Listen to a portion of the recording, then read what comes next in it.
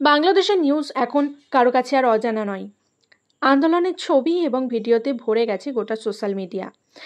এর শুরুটা কিছুটা এভাবে হয়েছিল। 15 জুলাই সন্ধ্যে 7:15 বাজছে তখন বাংলাদেশি ঘড়িতে 15 থেকে 20 জন ছেলে লাঠি, ইটপাটকেল ও রড হাতে প্রবেশ করে ঢাকা মেডিকেল কলেজের হাসপাতালের মধ্যে।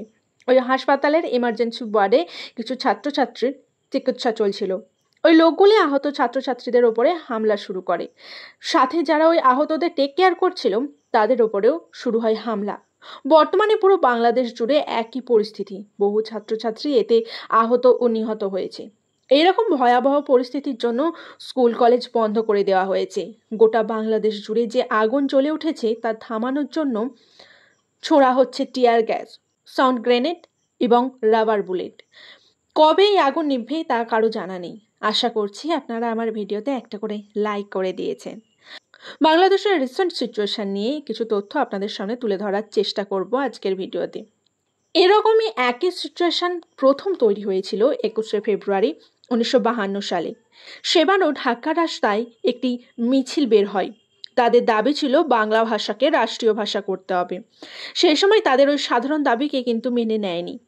সেই সময় পাকিস্তানি সরকার নির্বিচারে ওই ছাত্রদের ওপর গুলি চালায়। তাতে মারা গিয়েছিল 5 জন ছাত্র। তারপর থেকেই দাবি উঠতে থাকে পৃথক রাষ্ট্রের, অর্থাৎ বাংলাদেশের। বঙ্গবন্ধু শেখ মুজিবুর রহমানের নেতৃত্বে হাতিয়ার তুলে নিয়েছিল সাধারণ জনগণেরা। এরপর শুরু হয় মুক্তিযুদ্ধ। 1971 সালে ওয়ার্ল্ড ম্যাপে বাংলাদেশ নামে একটি দেশ যুক্ত হয়। যে সমস্ত মানুষেরা মুক্তিযুদ্ধের জন্য নিজেদের জীবন বাজি রেখেছিল তাদের জন্য বঙ্গবন্ধু শেখ মুজিবুর রহমান সরকারি চাকরির ক্ষেত্রে 30% কোটা বরাদ্দ করেন। কিন্তু এই কোটায় বর্তমান সময়ে প্রবলেম হয়ে দাঁড়িয়েছে। সারা বাংলাদেশে ভয়াবহ রূপ ধারণ করেছে। বাংলাদেশের বর্তমান যুব সমাজ দাবি করছে যে এই কোটার সরিয়ে নিতে হবে।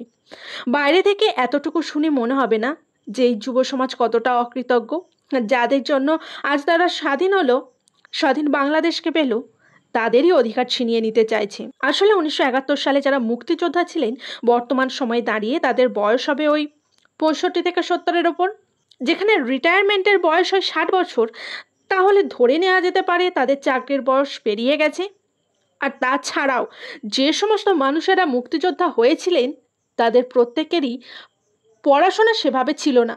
যেহেতু চাকরি করার জন্য ওনারা অতটাও শিক্ষিত নন, তাহলে কোটাটা কাদের জন্য? তবুও বলা হয়েছিল এই চাকরি দেওয়া হবে তাদের ছেলে মেয়েদেরকে।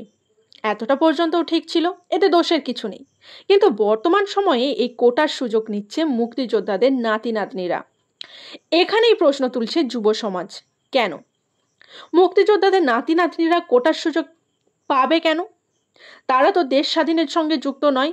বর্তমান সময়ে একজন মুক্তিযোদ্ধার নাতি আর সাধারণ যুব সমাজের ছেলে মেয়েদের মধ্যে কিন্তু কোনো পার্থক্য নেই। বাংলাদেশের সংবিধানে তো জাতি ধর্ম নির্বিশেষে সমস্ত মানুষের জন্য সমান সুযোগ সুবিধা পাবে এই কথাই বলা হয়েছে। তাহলে কেন? বাংলাদেশের নারীরা এবং পিছিয়ে পড়া শ্রেণীদের জন্য একটা কোটা সিস্টেম আছে।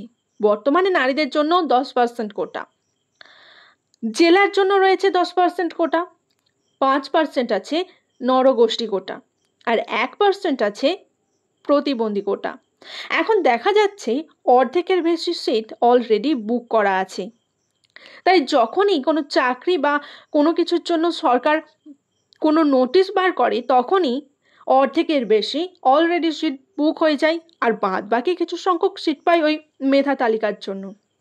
মানে দেখতে গেলে ধরুন ওই বাংলাদেশে প্রতি 1000 জনের মধ্যে মুক্তিযোদ্ধাদের সংখ্যা হলো 1.5 জন, আর এই 1.5 জনের জন্য রয়েছে 300টি সিট।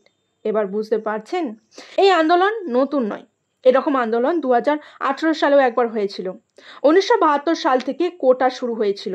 তা নিয়ে কিন্তু যুব সমাজের মনের মধ্যে একটা ক্ষোভ ছিল, আর এখন তা ভয়াবহ রূপ নিয়েছে। দেখুন, যুব সমাজ কিন্তু ওই মুক্তিযোদ্ধাদের কোটা ছাড়া আর কোনো কোটায় একবারের জন্যও সরিয়ে ফেলতে বলেনি। অন্যান্য কোটা নিয়ে তাদের কোনো সমস্যাও নেই। তাদের দাবি হলো মুক্তিযোদ্ধাদের জন্য যে 30% কোটা রাখা আছে তা সরিয়ে দিতে হবে। তাতে করে মেধা তালিকার জন্য যে সিট আছে সেটা বেড়ে যাবে। যারা আসলেই উপযুক্ত তারা সুযোগ পাবে। 2018 সালে এই দাবিতে বাংলাদেশের সরকার সমস্ত কোটাই তুলে দিয়েছিল, শুধুমাত্র মুক্তিযোদ্ধাদের নয়। এর ফলে বঞ্চিত হয় শারীরিকভাবে অক্ষম ব্যক্তি এবং পিছিয়ে পড়া শ্রেণী ও মহিলারা। তাদের এগিয়ে যাওয়ার পথ বন্ধ করে দেওয়া হয়। এরপর নারীরা কোটা তুলে দেওয়ার জন্য 2018 সালে তারা হাইকোর্টে কেস করে।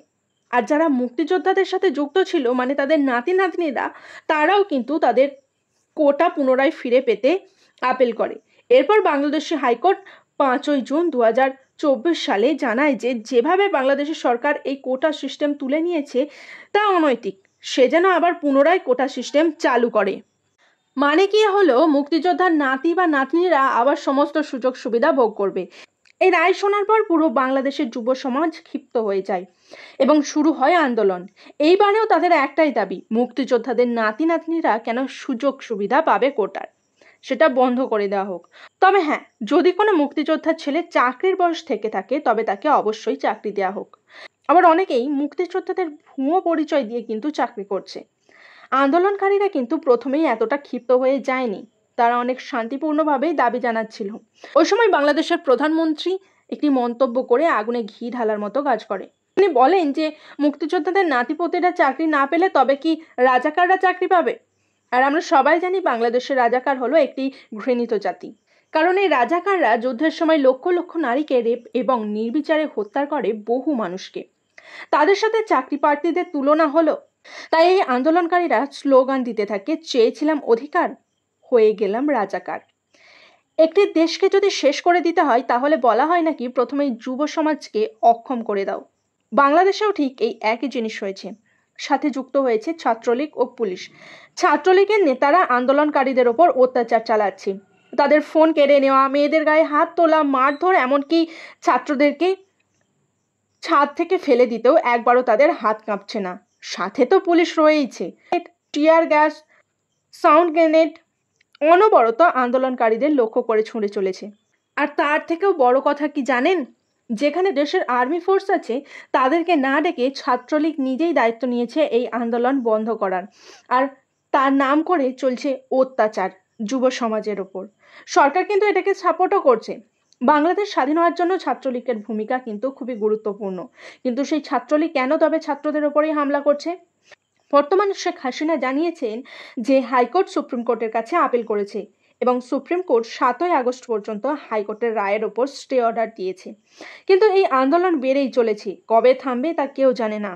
যদি এই কোটা সিস্টেম বন্ধ না হয় বাংলাদেশ কিন্তু আগের থেকে আরো পিছিয়ে পড়বে। মানে ধরুন, একটি শিক্ষিত ছেলে বা মেয়ে ভালো পড়াশোনা বা ঠিকঠাক চাকরি পাচ্ছে না বলে তারা বিদেশ চলে যাচ্ছে এবং সেখানে গিয়ে পড়াশোনা ও চাকরি বাকরি করছে, ফলে ক্ষতিগ্রস্ত হচ্ছে বাংলাদেশ। এখন বাংলাদেশ সরকারের উচিত শান্তিপূর্ণভাবে বসে একটি সুষ্ঠু মীমাংসা করার, না হলে এই আন্দোলন চলতেই থাকবে অনন্তকাল ধরে, আর বাংলাদেশ এইভাবেই পিছিয়ে পড়বে। বাংলাদেশের এই সিচুয়েশনে আমি ভীষণভাবে শোকাহত এবং ভগবানের কাছে প্রার্থনা করি খুব শীঘ্রই এই পরিস্থিতি ঠিক হয়ে যায় যেন, এবং বাংলাদেশবাসী আবারও আগের মতো শান্তি ফিরে পাক এবং সুস্থভাবে জীবনযাপন করুক।